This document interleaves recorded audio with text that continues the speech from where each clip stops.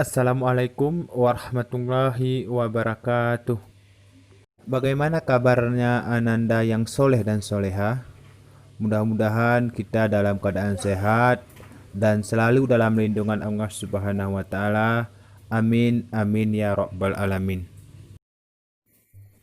Seperti biasa, sebelum kita memulai pembelajaran pada hari ini, alangkah baiknya kita berdoa dulu di dalam hati masing-masing agar Allah Subhanahu wa taala memberikan kemudahan kepada kita untuk mengingat materi pada hari ini.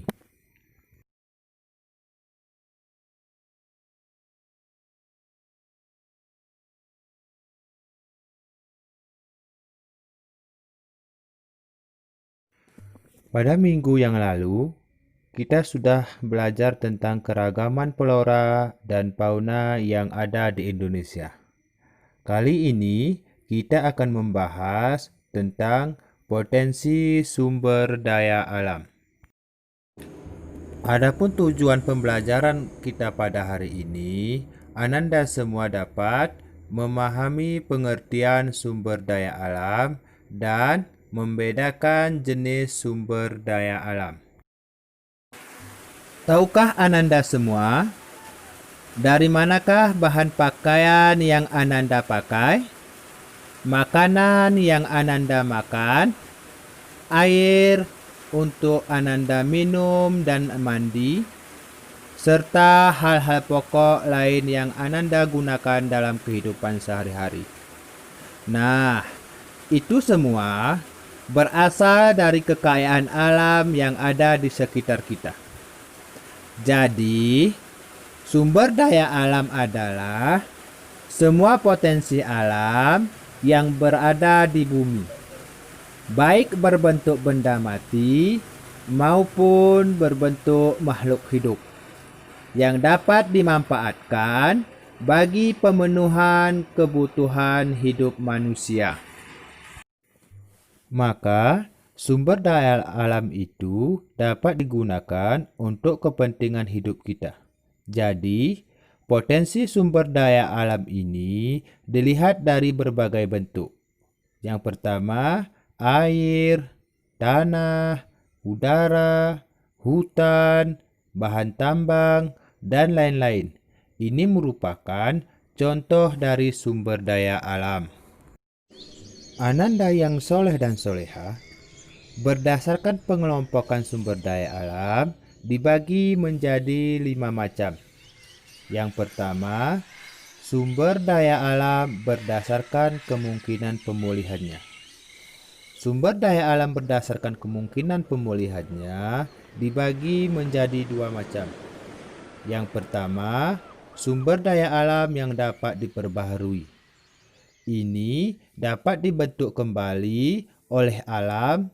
Dengan demikian, sumber daya alam ini hampir tidak dapat habis.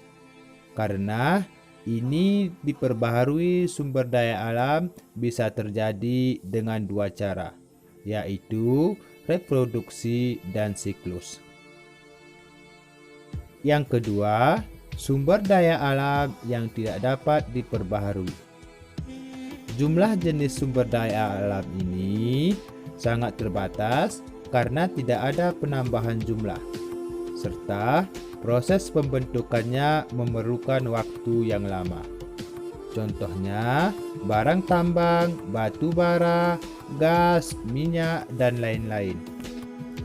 Yang kedua, sumber daya alam berdasarkan materinya.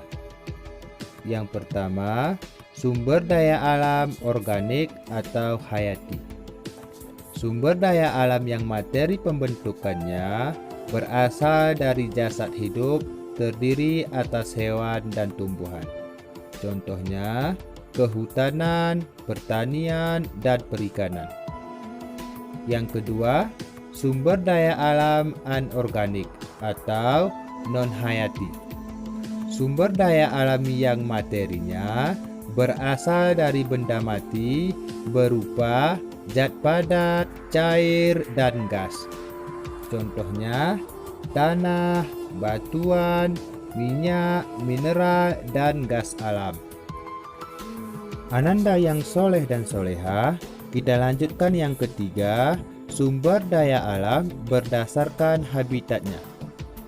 Yang A, sumber daya alam teris-teris atau dataran, yaitu sumber daya alam yang mempunyai hubungan dengan tanah sebagai tempat atau lahan.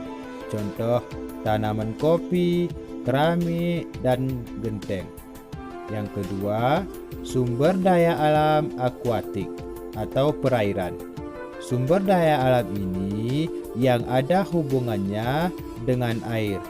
Contohnya, danau, sungai, air hujan, dan air laut. Yang keempat, sumber daya alam berdasarkan bagian atau bentuk yang dapat kita manfaatkan. Yang A, sumber daya alam materi. Sumber daya alam materi yang berbentuk materi seperti mineral, hemarit, limonit, dan lain-lain. Yang B, sumber daya hayati, yaitu sumber daya alam yang berbentuk makhluk hidup. Contohnya hewan dan tumbuh-tumbuhan. Yang C, sumber daya energi. Sumber daya yang berguna untuk menghasilkan energi, contohnya bensin, solar, dan minyak tanah. Yang D, sumber daya ruang, yaitu tempat yang digunakan manusia untuk melakukan aktivitas hidup. Yang E, sumber daya waktu. Terkait dengan pemanfaatan sumber daya alam lainnya, contohnya air sulit didapat pada musim kemarau. Yang terakhir, sumber daya alam berdasarkan daya pakai dan nilai konsumsi.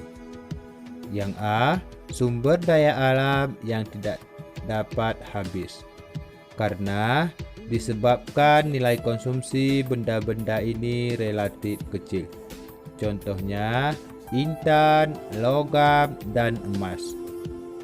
Yang B, sumber daya alam cepat habis karena disebabkan nilai konsumsi benda-benda ini relatif tinggi. Contohnya bensin, gas alam, dan bahan bakar lainnya. Sampai di sini materi kita pada hari ini. Mungkin Ananda yang soleh dan soleha, dari penjelasan Ustadz ada yang kurang jelas, silahkan langsung ditanyakan kepada Ustadz. Kita tutup pembelajaran kita pada hari ini dengan membaca kafaratul majlis.